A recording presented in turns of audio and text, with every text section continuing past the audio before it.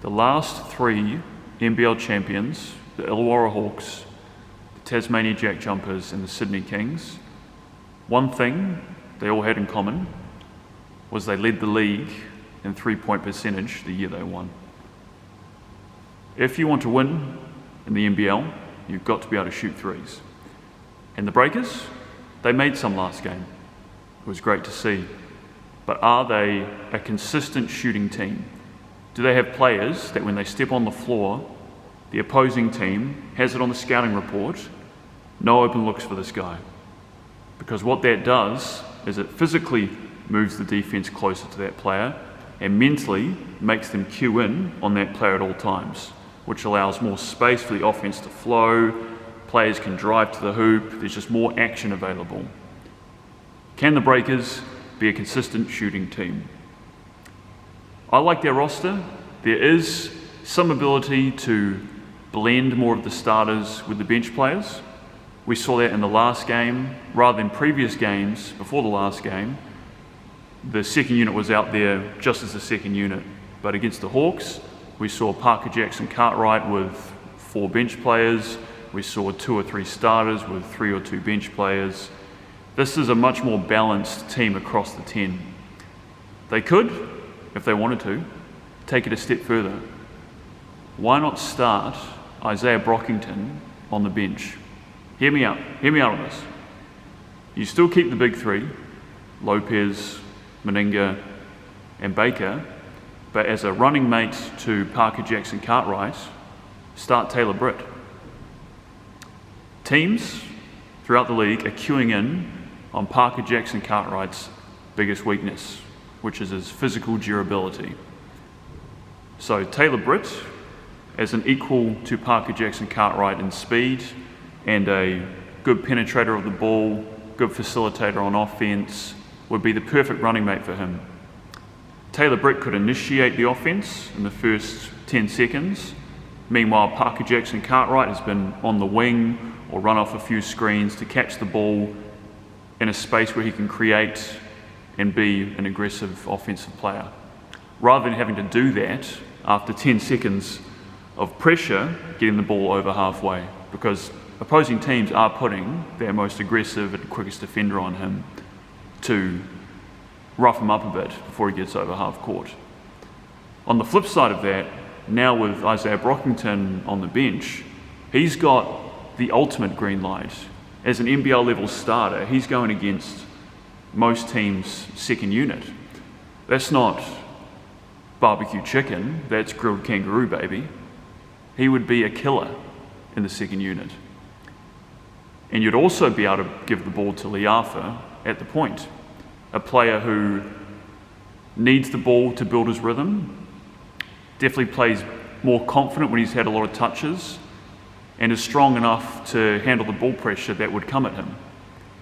You combine those two things with Lowe and Tarangi as the veterans to sturdy the second unit, especially when the younger guys come in, guys like Davidson and Darling. The second unit, the bench, is looking really strong. I do back the Breakers coaches.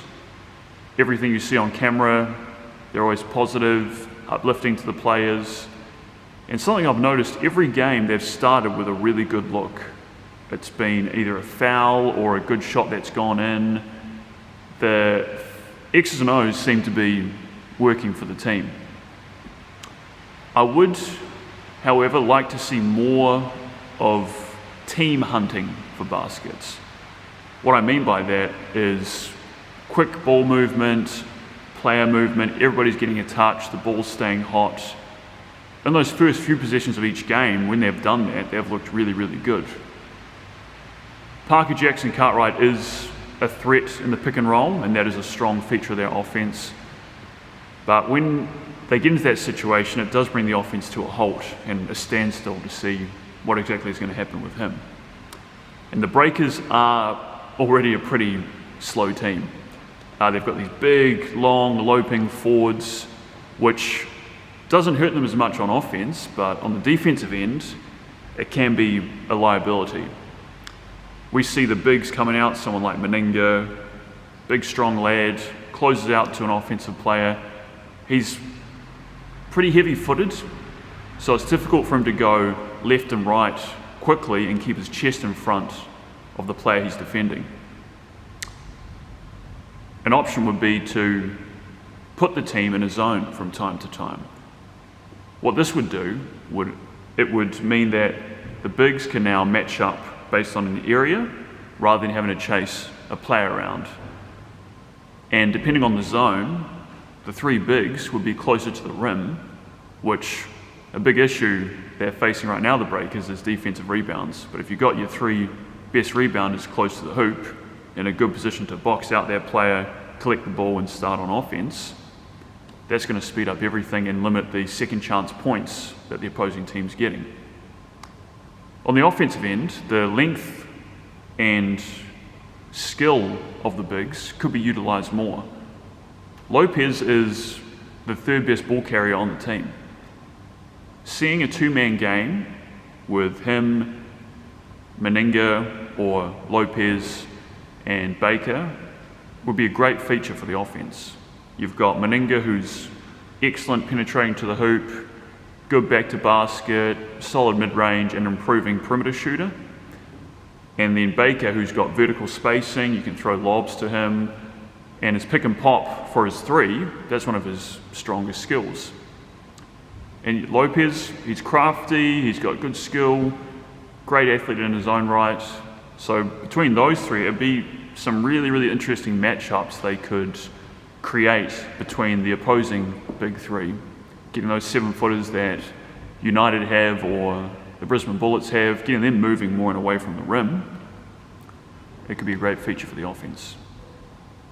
And who knows, if the Breakers get on a run after this first win, they might end up having a shot at the Tri-Wizard Ignite Cup, whatever the hell it's called.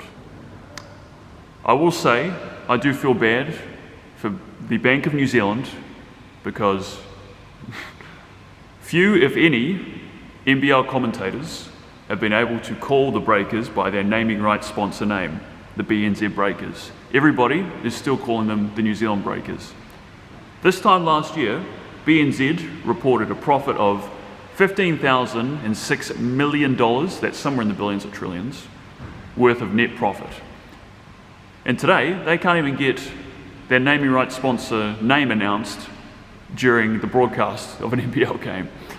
So I'm going to make more of an effort to name their naming rights sponsor name whenever I speak or write.